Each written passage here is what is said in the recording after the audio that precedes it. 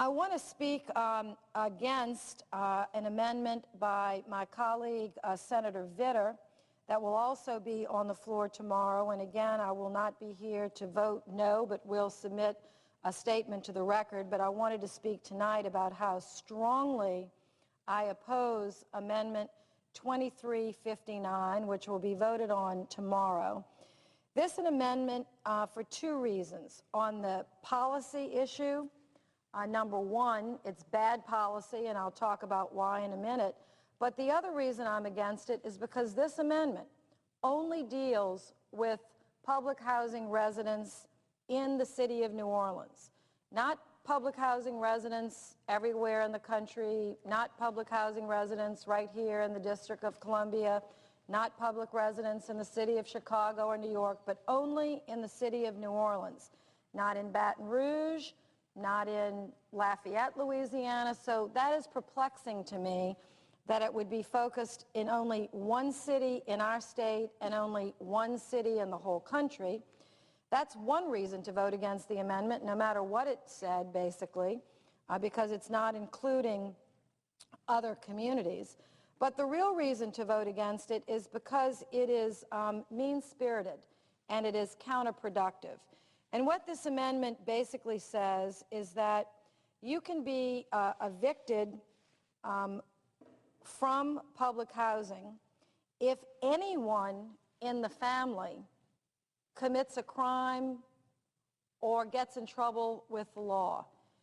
Now, I understand that family members, I'm one of 9 siblings, I'm married and now have 2 children, I have many, many brothers and sisters and 38 cousins in our extended family and 2 wonderful parents. The President knows this. She's met many members of my family, and I like to try to take responsibility for everyone in my family. But parents, no matter how hard you try, or aunts or uncles, no matter how hard you try, sometimes somebody in your family does something that's wrong. Should the entire family become homeless? That is what Senator Vitter's amendment will do. It is such poor policy. It's so mean-spirited. It's so counterproductive.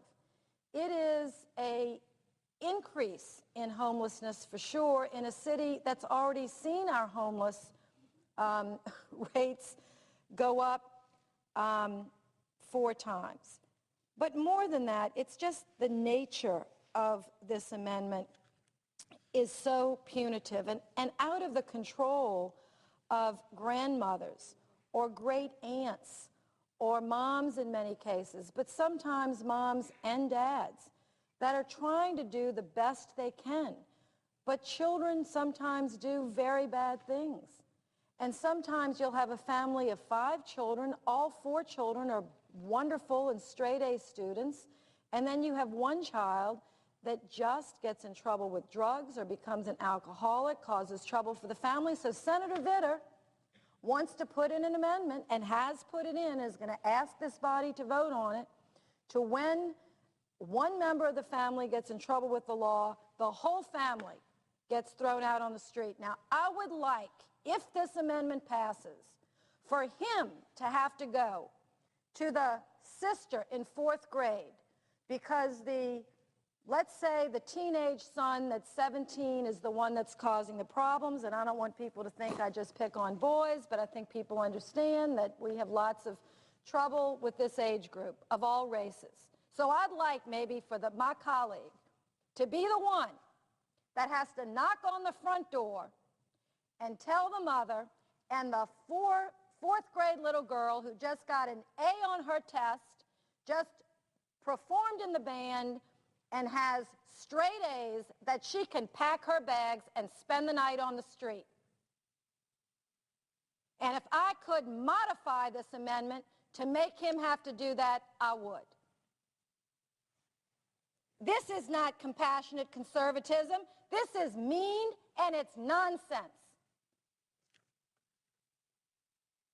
And it needs to be voted down. And just to repeat the number, so my colleagues, both Democrats and Republicans, might memorize it, it's 2359.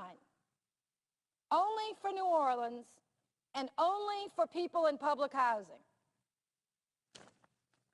So I hope people vote no. And let me say one other thing about this. Unfortunately, my colleague and some people supported tearing down all of these public housing units after the storm because some of them were destroyed, some of them weren't, but some people took this as an opportunity to say we never liked them anyway, they weren't run very well, which is true, they weren't, so let's just knock them all down, and too bad for the people that used to live there. Even though most people that live there work, and I'd like to remind my colleague and others, they don't live there for free. Under the law, they pay 30% of their income. But he wanted to go knock them all down, and so some of us fought back and said, okay, we want to reform them. We want to build better communities. We'll work with you here. And so because I stepped in and a bunch of other folks stepped in, Catholic Charities and many, many activists from all different walks of life, including the business community, we came and said, okay, we're going to rebuild these communities, and the most amazing thing about it is it's working. Sean Donovan, our Secretary of HUD, was just down there. We had standing room only, people from every different race and walk of life. We're patting ourselves in the back saying, you know, it was bad, 10 years ago. It was bad 5 years ago. But now we're all working together in the spirit of unity in a city that has been absolutely brought to its knees by flooding and by political bickering and bomb throwing. And we were all just down there, and then this amendment has to hit the floor of the Senate. It's a disgrace. So I'm urging my colleagues to vote no on 2365. And while I'm here, I just as soon say a word about the other amendment that passed, and unfortunately passed this afternoon by 73 votes. It was another Vitter amendment. It was 2376. I voted no. There are 26 of us that voted no, and I'll be finished in 1 minute. I see the senator from Texas. 73 people voted yes. So I know I'm in the minority, but that's what the Senate is about, giving the minorities a voice. So I want to say something about this.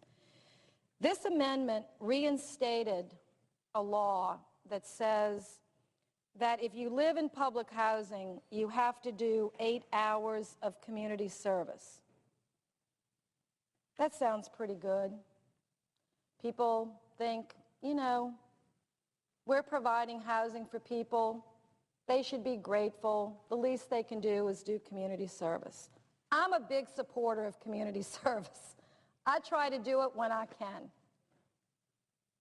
I support broad community service. What I don't support is making poor people, and mostly minorities, do community service, while other people sit on the sideline and never are required to do it, even if the largesse given by their government is much greater than a resident of public housing could get if they live there for 50 years. Okay, if you live there for 50 years, you could not possibly benefit as much from the general treasury as if you were the executive of AIG, who we just gave $1 gazillion to. Did we ask him to do 8 hours of community service? We didn't even ask him to pay the money back. Now, somebody's got to wake up in this chamber, and I'm not fussing at my colleagues because I know people have a different view about this. But if we want to require law students to do 8 hours of community service for the loans that they get, fine. If we want to have AG, AIG, but don't just pick on the poor because they can't fight back. And they don't have any lobbyists up here for them. And that's the two amendments that my colleague could come up with today. I can't wait to see what he comes up with tomorrow. I yield the floor. Madam President.